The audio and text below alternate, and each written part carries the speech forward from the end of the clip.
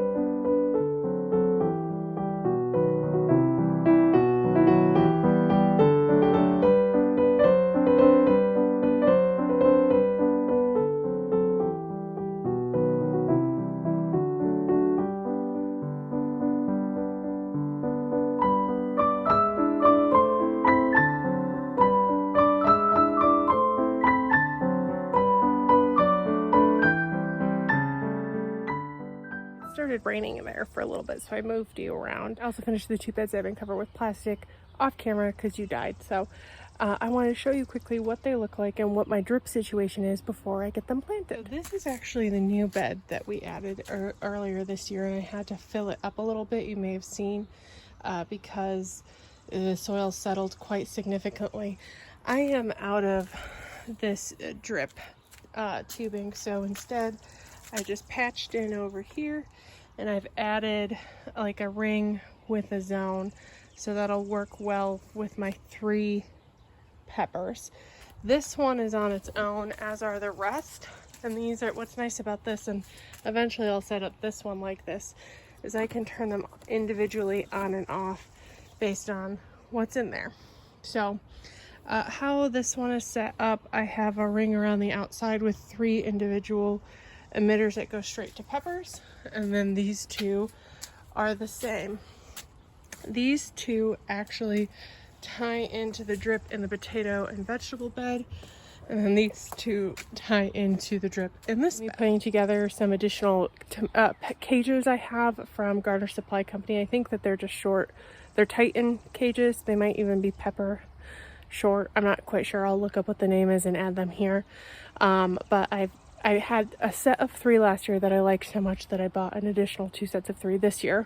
And what I'll probably do is have there's 3 peppers per bed, and I'll have 2 on the outside in cages, and the middle one just on a stick, and that'll help them kind of support each other and prevent breaking. Let's find a way to set you guys up. I'm going to add some garden tone to this. I added a little bit of compost to some of the 2 older beds that hadn't been added anything to. So I'll add some garden tone, I'll add some biotone to the bottom of the hole where the pepper's going. And then after I'm all done, I'll walk you through all the varieties I'm growing this year.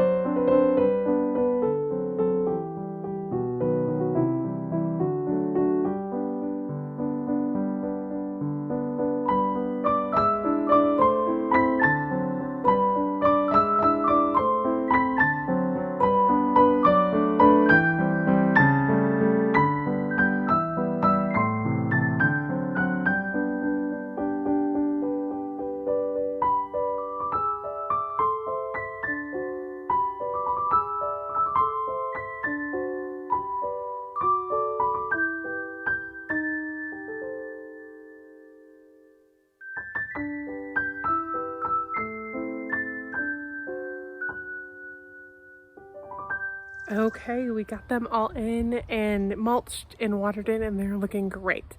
Let me show you all that I've got planted, and we'll talk varieties and what I like to use them for. Okay, so in this first container, and you might have seen me chop a couple that I hadn't thinned the seedlings as I should, we have 2 Ace Red bell peppers, which are here. You can harvest these green or red. These I'm hoping to harvest as red peppers. Then I have 2 Corbaci pepper, which is like a very thin, long, sweet red pepper. And then I have 2 Du d'Espagne, which is like a mammoth red pepper. It's actually my favorite kind of red pepper. It's kind of hard to describe, but it's a very intense flavor. I don't like eating red pepper like raw in and of itself, but I love these, and they are great in like fajitas or grilled, or if you're making soup out of them, they're really good. They're just like red peppers on steroids. They're tasty.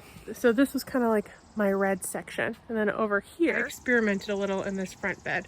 Normally I do 3 peppers for better spacing, and I really had 4 that I wanted to try and squeeze and see if it affected production too much. So I have 2 of an intruder green pepper, which I am harvesting as a green pepper. And I have 2 Cornito bell peppers, which is like a snacking pepper. In this final bed, I have a hodgepodge of things. This first one closest to the walkway is a big Jim stuffing pepper. It's something that if you leave the seeds in is spicy. It can also be eaten as a green pepper. It's pretty nice that way, mild. This one right here is my label is backwards, but it is a jalapeno. And then this final one is a shishito pepper. I've never actually grown shishito peppers before, but it's something that I thought I would like, and I always enjoy trying new things. Most of these I do eat fresh, or in like stir fries or eggs and things like that. So I haven't really done a lot with frying peppers, and I thought it would be kind of fun to try with the shishito. I have grown all of these except the shishito pepper and the cornito peppers, and they're tried and true favorites. Normally I'll do a lot more varieties, but this year I really wanted to stick to the things that I knew I liked, with just 1 or 2 new things instead of a whole bunch of ones that are okay and I enjoy, but I don't love as much as the others that I'm growing. You may have also seen that I planted in each of these 2 marigolds, and this is actually a Durango mix that has just a ton of different colors, which is so pretty. I actually topped this one. And that's really it for this video. Getting the peppers in is a really big accomplishment. I'm glad that I got the salad out of these beds. One was definitely overgrown and inedible. The other one I actually got a ton, so I'm gonna have to go see if anybody wants some salad in their lives, because my whole sink right now is full of it, just soaking. So I need to process that, get rid of it, and maybe my coworkers will enjoy some of it. I'm feeling really great about getting these in the ground. These were one of the big projects I have left. I have another project that I'm actually gonna start right now, which is gonna be the next video, but it's all about expanding space on your driveway for vegetable gardening. So this box and I have a date, and we're gonna see if I can get that up. I have a couple more vegetables here and there to get in the ground, which I'm sure I'll document and bring you along. And now that these are here, they've got that great start, they're really gonna just jump into growing big and hopefully setting flowers and setting fruit. I'm thinking we'll probably get our first pepper in the next 6 weeks-ish. So I can't wait to watch this process with you, and thank you so much for joining me. See you next time.